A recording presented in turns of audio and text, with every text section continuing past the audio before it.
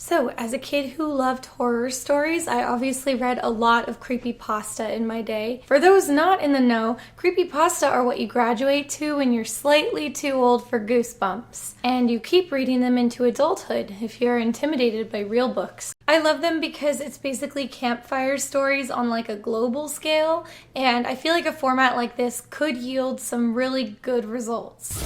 And sometimes it does. In the case of stories that don't work, it's usually just the one really big, huge, obvious, fatal flaw that they go too far. Fortunately, but unfortunately, the best stories started getting like really known by word of mouth, so they would get reposted when the threads came back and started getting kind of their own level of fame. So all these amateur writers started to see it as their shot at fame. Everybody wanted to have the new Slenderman, or Wire Man, or Goat Man, or Candle Lady. I just made that one up. Everybody stopped caring about suspension of disbelief, and their stories just became kind of ridiculous and not scary. I'm gonna give you guys some symptomatic examples of this using some very famous creepypastas. The Expressionless. Okay, this story is about how at the night shift at a hospital, a creepy woman with like a mannequin plasticky face shows up, covered in blood. All the doctors see her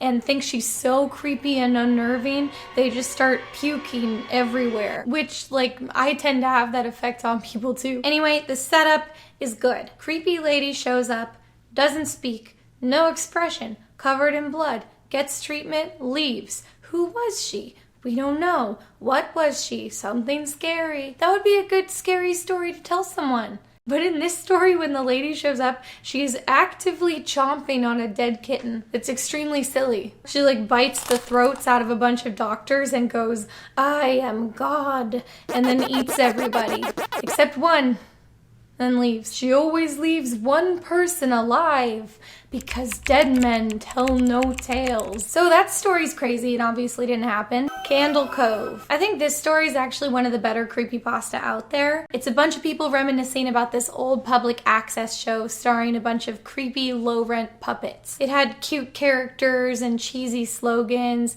and then suddenly one really weird episode that like traumatized everybody who saw it. The twist ending is that the main character's mom reveals that whenever he was watching the show, he was just looking at static the whole time and she thought he just made it up. This one almost gets it right. It's so close. But one of the characters from the puppet show is a creepy skeleton with a top hat and a cape that's made of patchwork pieces of skin. He's literally named the Skin Taker. It just totally ruins the suspension of disbelief. No pun intended. Because they're puppets. Suspended on strings. When the characters are first reminiscing about the show, they're just kind of like, I remember that show. It was kind of weird. And they're describing the Skin Taker still in that tone of, it was kind of weird. Like, no, that's not kind of weird. That's unbelievable. Abandoned by Disney. So in this story, Disney had a jungle-themed resort called Mowgli's Palace that was in North Carolina, and they closed it because of local protests and lack of interest, and then it dropped off the face of the earth. Disney basically never merchandises the animated Jungle Book movie, but my disbelief can go that far. And then we get into the story. The main character is an urban explorer that goes to Mowgli's Palace. They go through everything. It's all smashed up and creepy and waterlogged. He sees like mutant reptiles.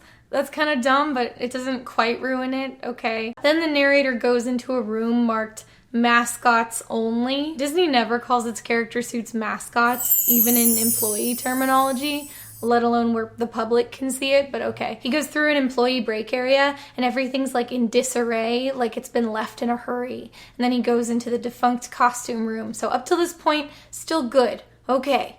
Creepy. But then one of the mascot suits is a photo negative version of Mickey Mouse. So the blacks and whites are reversed and the shorts are blue. That's really dumb. Then he finds a human skull in the Donald Duck costume. Then the Mickey Mouse suit stands up. Then it says in a Mickey Mouse voice, "Want to see my head come off?" And then it pulls its head off, and then blood and gore pours out of it. This is so dumb. It's so bad. And why is it a photo negative? Like, that's the part that ruins the story. Disney just deliberately crafted it to look scary.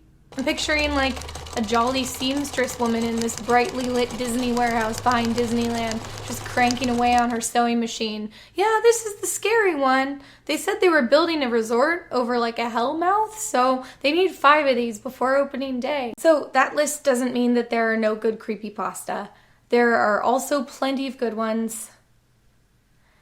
I'm drawing a blank right now. My ideal creepypasta is Ted's Caving page. In like 2001, this guy made a Angel Fire page about his adventures spelunking and like updated chronologically with journal entries about this creepy cave that he found with his friend. Nothing that crazy happened, but like pictures wouldn't turn out if you took them in certain scary parts of the cave, and he would hear this sound like rock moving against rock, and his friend's dog didn't want to go near the cave. The most concretely supernatural moment that ended up happening was at one point he cuts this rope that he was using to guide himself through the cave, and he notices that there is suddenly a force on it, like something deep in the cave is pulling the rope inside.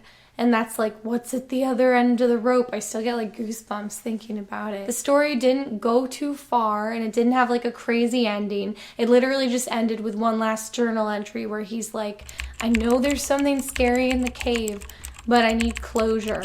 So I'm gonna go back and I'll be posting again soon with some answers. And then he just never posts again. He's just, you know, that something happened to him. The story was scary and worked because it never asked us to believe anything too far-fetched. Like, maybe it's an animal in the cave, but it's totally not an animal in the cave. It's totally like a ghost or something. If somebody wrote that story this year, it would probably end with like a pale, long-armed thing crawls out of the cave over the ledge, and it's wearing like a novelty Donald Duck hat, because that's ironic if it's a thing for kids, and there's a monster, and in his hand he's clutching a DVD of the lost episode of Caillou, and you can see on the cover that Caillou's eyes are bleeding. So this story was simple and effective, and it felt real. It didn't have anything flashy. It was like the Blair Witch Project of creepypasta. And all my other examples are like the Paranormal Activity 6,